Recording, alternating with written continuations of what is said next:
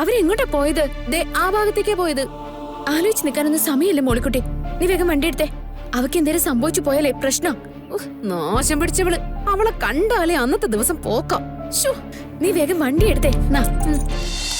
സൗകര്യം പോലെ കൃഷ്ണമോള് തിരിച്ചു തന്നാ മതി. വലിയ ഉപകാരം ചേച്ചി. മോളുകുട്ടി, നീ ആ വർഗീസ് അച്ചായനോടൊന്ന് ചോദിച്ചു നോക്ക്. നീയായിട്ട് വലിയ കമ്പനിയല്ലേ അവിടെ എല്ലാവരും? ചോദിച്ചു നോക്കാം.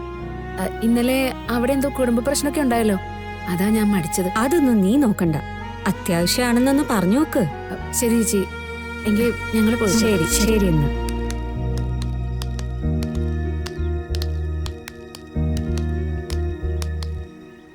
എല്ലാരും പറയും നാട്ടിലുള്ളവര് നല്ലവരാന്ന്. പക്ഷേ നമ്മളൊരു കാര്യത്തിന് ഇറങ്ങിത്തിരിച്ചപ്പോ എത്ര പേരെയും നമ്മൾ കാണുന്നേ. നല്ല മനുഷ്യരൊക്കെ ഉണ്ടടി, നമുക്ക് അവരെ കാണാൻ നേരമില്ലെന്നുള്ളതാണ് പ്രധാന പ്രശ്നം.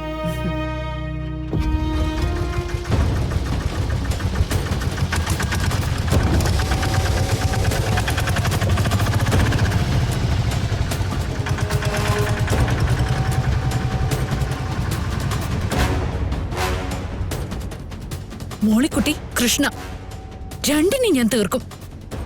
അവളെ വെച്ചിട്ടാ എല്ലാവരും എന്നെ താരതമ്യം ചെയ്യുന്ന, എന്റെ മമ്മി പോലും.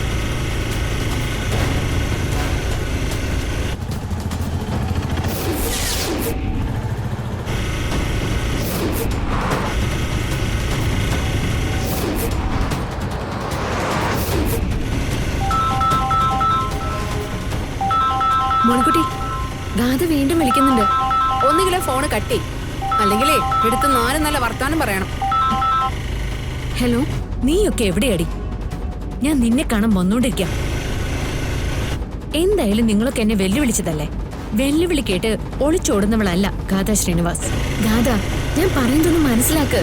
വേണ്ട, നീയൊക്കെ എവിടെ പോയി ഒളിച്ചാലും നിന്നെ ഞാൻ കണ്ടെത്തിയിരിക്കും. ആ ഫോൺ ഇങ്ങോട്ട് തന്നെ തരാൻ. എന്താടി, നീയൊക്കെ എവിടെയാണെന്ന് പറയടി. ഞാൻ അങ്ങോട്ടേക്ക് വന്നോണ്ടിരിക്ക. നീ വാ. ഇവിടെ 4-ാം കല്ലെന്നൊരു സ്ഥലമുണ്ട്. മെയിൻ റോഡിന്ന് ഇടത്തോട്ട് തിരിയുന്നിടത്ത് എന്റെ വണ്ടി ഉണ്ടാവും. നമുക്ക് കാണാം. ശരി, കാണാം. എന്നിട്ട് രണ്ടിലൊന്ന് തീരുമാനിക്കാം. അവള് വരുന്നുണ്ട്. എന്തിനാ മോളിക്കുട്ടി വെറുതെ? വരട്ടടി. ഇന്നത്തോടെ തീർന്ന അവളുടെ അഹങ്കാരം. അല്ലെങ്കിലേ ഈ പ്രശ്നങ്ങൾക്കിടയിൽ കിടന്ന് ഓടിക്കൊണ്ടിരിക്കുമ്പോഴേ ഇതുപോലെ അവളുടെ വിളി വരും. അത് പാടില്ലല്ലോ. മോളിക്കുട്ടി, നീ കുഴപ്പമൊന്നും ഉണ്ടാക്കല്ലേ. അതെ, വരുന്നവളുടെ സംസാരം പോലെ ഇരിക്കും. അനാവശ്യമായിട്ട് വാ തുറന്നാലേ അന്ന് കാലൊടിഞ്ഞ് പുഴയർത്ത് കിടന്നത് പോലെയല്ല, 2 കാലും തല്ലി ഒടിക്കും. അവളുടെ ഒരു മമ്മി.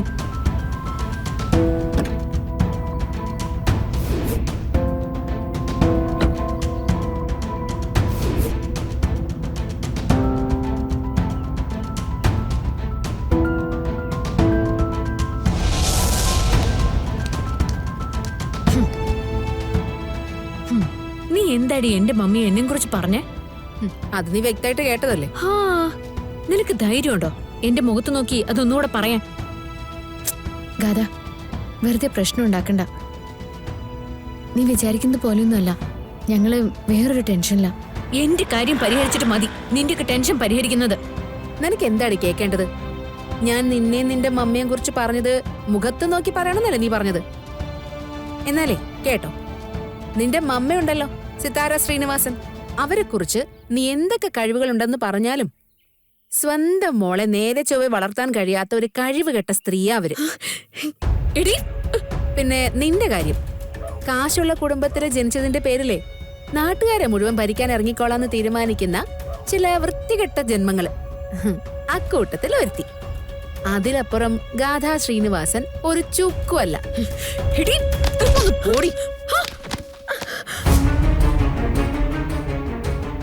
കൈക്ക് വേദനയുണ്ടോ? നോക്കട്ടെ. നീയാ ഇവക്ക് വളം വെച്ച് കൊടുക്കുന്ന. നീ പറഞ്ഞു കൊടുക്കുന്നതാ ഇവളുടെ നാവിന്ന് വരുന്നത്. കൃഷ്ണയുടെ നേരെ എങ്ങാനും നിന്റെ കൈ പൊങ്ങിയിട്ടുണ്ടെങ്കിൽ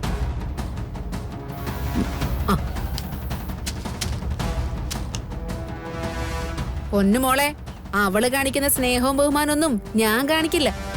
അടിച്ചു നിന്റെ നടു അടിച്ചു കളയും, കേട്ടോടി.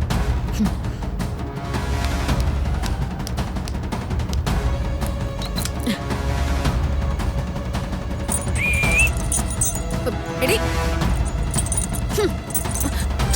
എടി നീ എന്താടി കാണിച്ചേ? മര്യാദയ്ക്ക് എന്റെ വണ്ടിയുടെ ചാവി എടുത്ത് തിരിച്ചുകൊണ്ടൊന്ന് വെച്ചോ. മോളിക്കുട്ടി പ്രശ്നമൊന്നും ഉണ്ടാക്കണ്ട. ചാവി ഞാൻ തെരഞ്ഞു കണ്ടുപിടിച്ചോളാം. ഗാഥ ഒന്ന് പോവാൻ നോക്ക്.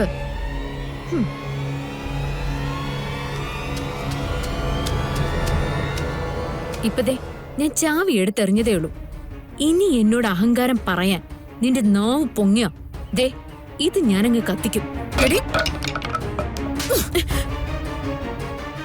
ചവിട്ടി അരച്ച് കാലിനടിയിലിട്ടാലും പ്രതികരിക്കാതിരിക്കാനേ ഞാൻ കൃഷ്ണയല്ല, മോളിക്കുട്ടിയാ. നിന്റെ അഹങ്കാരം എന്നോട് കാണിച്ചാലേ ഈ തെരുവിൽ വെച്ചാലും ശരി, നിന്റെ വീട്ടിൽ വന്നിട്ടായാലും ശരി, ഇത് തന്നെയായിരിക്കും ഞാൻ നിനക്ക് തരിക.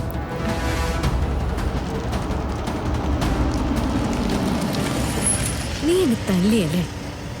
ഗാഥ ശ്രീനിവാസനെ തല്ലി ഈ കൈകൾ ഇനി ഉണ്ടാവാൻ പാടില്ല.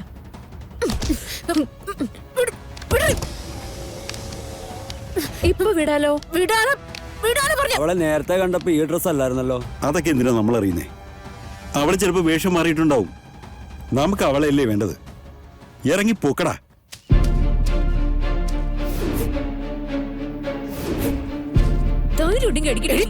ഇങ്ങോട്ട് വാടി. നീ ആരടാ? അതൊക്കെ പറയാം.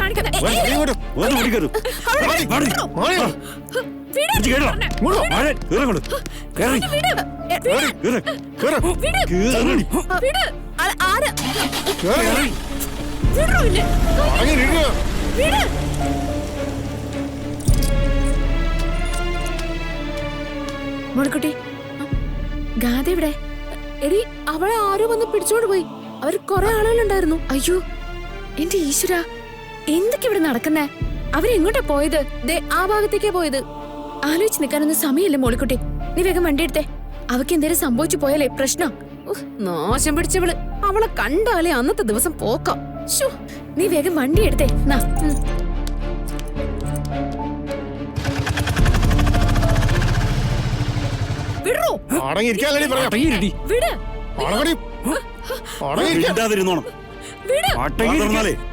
ഇതിനകത്തിട്ട് തീർത്തു കളഞ്ഞു.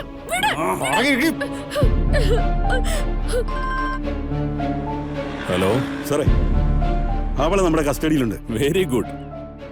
ഞാൻ പറഞ്ഞ സ്ഥലത്തേക്ക് അവളെ കൊണ്ടുപോയിക്കോ. ഞാനും മാഡം ഉടനെ തന്നെ അങ്ങോട്ട് എത്തിക്കോളാം.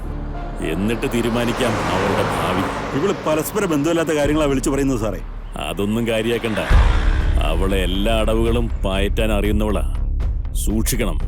കൊണ്ടുപോയിക്കോ. അടങ്ങിയിരിക്കാൻ പറഞ്ഞില്ലേ?